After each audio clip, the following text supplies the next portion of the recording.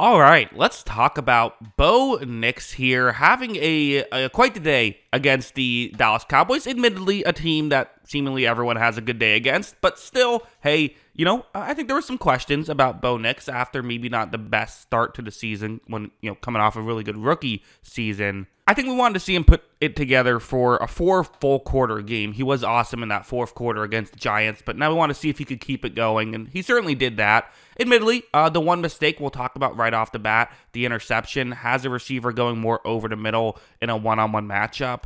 As you see, Nix is going to take the snap and run a play action, and part of me is wondering right here, this is open. This is definitely going to be a completion.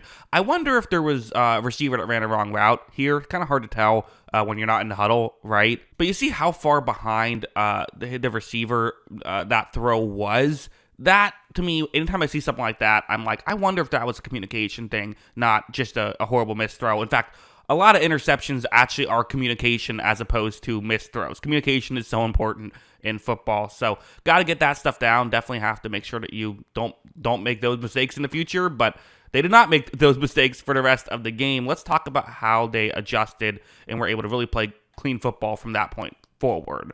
For one thing, it's just like, it's Sean Payton against the Dallas Cowboys defense. Like, it's not an even matchup here right now. You have this concept where a receiver in motion is going to actually be the receiver running a deep shot, trying to push the corner further deep. You then have, it's going to be Courtland Sutton, who is the receiver who is lined up on that side of the field before receivers in motion, who's going to run an out route. Watch as the deep shot does take away further down the field. There's also an underneath route taking away underneath. So right here you have just a wide open Courtland Sutton. Again, Dallas needs a linebacker needs to pick this up, but it is difficult. There also was a play action, which helps get those linebackers out of position. So, again, this is what Sean Payton has done so well over his career. These plays are so hard to stop. He loves these plays. Bo Nix makes the throw. They complete it. Bo Nix loves these plays, too. Gives him some, easier receivers to more open receivers to throw to. Also, slight correction, that was Pat Bryant, not Sutton, who made the catch there. But still,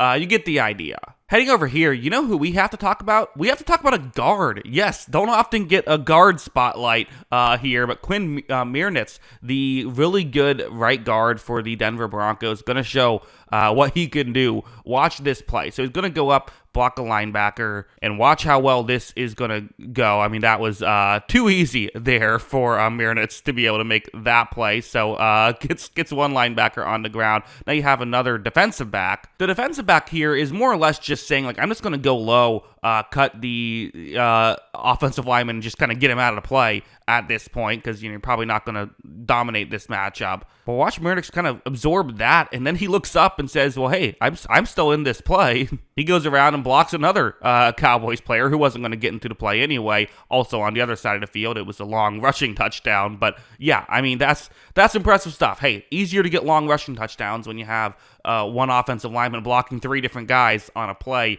2 of which would have impacted the play had he not made those blocks. So, really nice play by him. Good blocking, which you saw a lot in this game. Like, this play is a good example where you have a receiver going for a deep shot more over the middle right here. It's a zone blitz, so you're sending 5 because, hey, listen, been a lot of talk about the Cowboys' inability to rush the passer once they got rid of Micah Parsons. If we're being honest, even with Micah Parsons, it was an issue because he was kind of all they had. But here, when Bo Nix takes a snap, having Micah Parsons still makes these plays work better.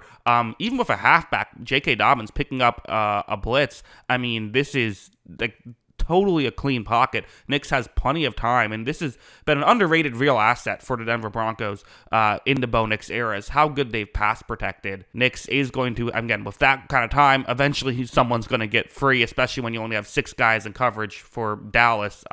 It's really, again, really good blocking. Good job by Nix, though, to understand he had the blocking and take advantage of it, right? So definitely good stuff there. And good stuff by Troy Franklin, the guy who caught the pass. All this stuff is good for Denver. Although heading over here, I don't want to make it seem like all Nix was doing was standing in a clean pocket and throwing to hit open guys. Like, there were some really good plays from him in this game. This one late in the half, Broncos currently up 10 points, but hey, if you get just 3 here, well, Dallas certainly is in it, down 2 scores with half of a football game to go. We've certainly seen stranger things happen. In a Denver Broncos game, we saw stranger things happen last week. You see on the screen, it appears to be a cover 2 zone with a receiver running a route that could kind of get into a gap in coverage if the safety can't get over. When Nix takes the snap, I think this corner just plays this really well, actually. I know a lot of people talk about Dallas' defense not playing great, but here, this is pretty good defense to kind of get back, because I don't think he was supposed to have to cover this area, but you got to be aware. He is being aware. That being said, even with good defense, a perfect throw and a nice catch can beat it. And that's exactly what you see off of the hand of Bo Nix. Really nice throw, great catch from Pat Bryant, and they're able to get a touchdown right there. Puts them up 17, and now it's just a completely different game. Dallas really has to scramble to try and put up points like it's an issue. And also heading over here, so this is going to be, again, a one-on-one matchup. But, I talked a lot about the positive blocking in this game, and there certainly was a lot of good blocking, but it was not always perfect. And, for this one, again, one-on-one matchup down the field, it is going to be a blitz. And this time, I think the extra rusher kind of helps. Really, one of the rare examples of you just saw an edge rusher winning. Mike McGlinchey was the right tackle, who is, quote-unquote, one of their worser offensive linemen, although he's still really good. It's just like they have a lot of good offensive linemen. Here, pretty quick pressure for Bo Nix. He's going to have to hang in the pocket to make a play. But watch him do exactly that. Hangs in the pocket, takes the hit, makes a beautiful throw, and also good job by Courtland Sutton to avoid getting his head taken off by making the catch and then getting out of the way of the rushing in defensive back. He was ruled down, but pick up the big completion there. So really good stuff by those two guys. And also, let's give a shout out to Troy Franklin, who, was someone who I liked a decent amount out of college. I don't think, most people weren't crazy about him, which is why he wasn't like a super hyped up draft pick. But I thought there was some intrigue there. Well, he had 621 yards his first year, has 358 this season, so he's kind of only a little bit at a higher pace, but still a little bit of a higher pace, and I think he's just done more. I think he's played better this season, and a play like this is what you look at, where it's a one-on-one matchup, and this is something that I think is still the Broncos' biggest question mark, is do they have receivers who consistently win one-on-ones against good matchups? And listen, it's Dallas.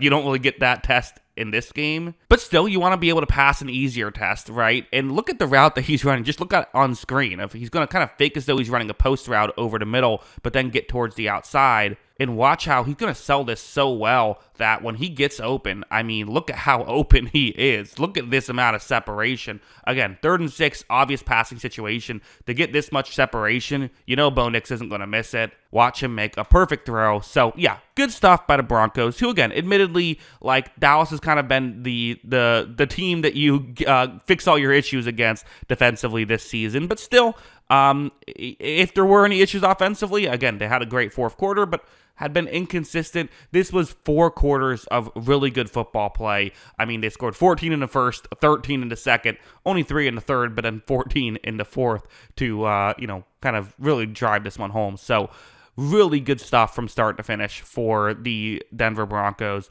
That's what I think about all of it. What do you think? Let me know in the comments below. Always love hearing from you. And of course, as always, thanks for watching.